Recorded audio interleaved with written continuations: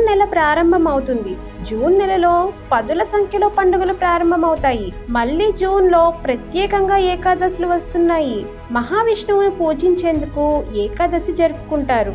ఉపవాసం, ప్రత్యేక పూజలు ఏకాదశికి పేరు. ప్రతి నెల శుక్లపక్షం మరియు కృష్ణపక్షంలో 2 ఏకాదశులు ఉంటాయి. అలాగే ఈ ఏడాది జూన్లో 2 ముఖ్యమైన ఏకాదశులు రానున్నాయి. మీరు ఏకాదశి రోజు ఉపవాసం ఉండి విష్ణువును పూజించాలని ఆలోచిస్తున్నట్లయితే ఈ తేదీలు మరియు ముహూర్తాలను తెలుసుకోవడం మంచిది. జూన్ 2024లో ఏకాదశి తేదీ మరియు సమయం. అపర ఏకాదశి జ్యేష్ఠ మాసంలో కృష్ణపక్షం 11వ రోజున అపర ఏకాదశి జరుపుకుంటారు. జూన్లో ఈ అపర ఏకాదశిని జూన్ 2న జరుపుకుంటారు. ఏకాదశి ఉదయం 5:04 నుండి ముహూర్తం ఉంది. అలాగే ఈ ముహూర్తం జూన్ 3 మధ్యాహ్నం 2:41 ముగుస్తుంది. ఈ అపర ఏకాదశి ప్రాముఖ్యత ఏమిటంటే ఈ ఏకాదశిని జరుపుకోవటం వల్ల పితృదోషం తొలగిపోతుంది. ఈ రోజున తర్పణం చేస్తే చనిపోయిన తల్లిదండ్రులకు మోక్షం లభిస్తుంది. ఈ రోజు హోమం మరియు పూజా కార్యక్రమాలకు చాలా మంచిది. నిర్జల ఏకాదశి. నిర్జల ఏకాదశి జ్యేష్ఠ మాసంలోని శుక్లపక్షంలో వస్తుంది.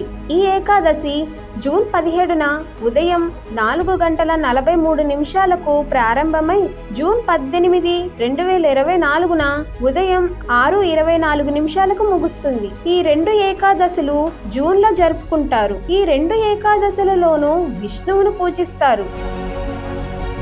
ఈ 2 ఏకాదశులు ముఖ్యమైనవి. హిందూ క్యాలెండర్ ప్రకారం ఏకాదశులు సంవత్సరంలో అత్యంత పవిత్రమైన రోజులు. విష్ణుమూర్తి అనుగ్రహం పొందటానికి ఈ రోజులు చాలా అనుకూలమైనవి. అపర ఏకాదశి 2024 పూజా విధానం. ఏకాదశి రోజున సూర్యోదయానికి ముందే నిద్రలేచి బ్రహ్మముహూర్తంలో స్నానం చేయండి. స్నానం చేసిన తరువాత సూర్య భగవానుడికి నీటిని సమర్పించండి. శుభ్రమైన మరియు మంచి ఉతికిన బట్టలను ధరించి మీ ఇంటి పూజా గదిలో దీపం వెలిగించండి. విష్ణు నారాయణుడిని గంగాజలంతో అభిషేకించండి. శ్రీహరికి పూలు మరియు తులసి ఆకులను సమర్పించండి. దీని తరువాత పండ్లు లేదా స్వీట్లు అందించండి. దీనితో పాటు తులసి ఆకులను తప్పనిసరిగా నైవేద్యంలో చేర్చాలి.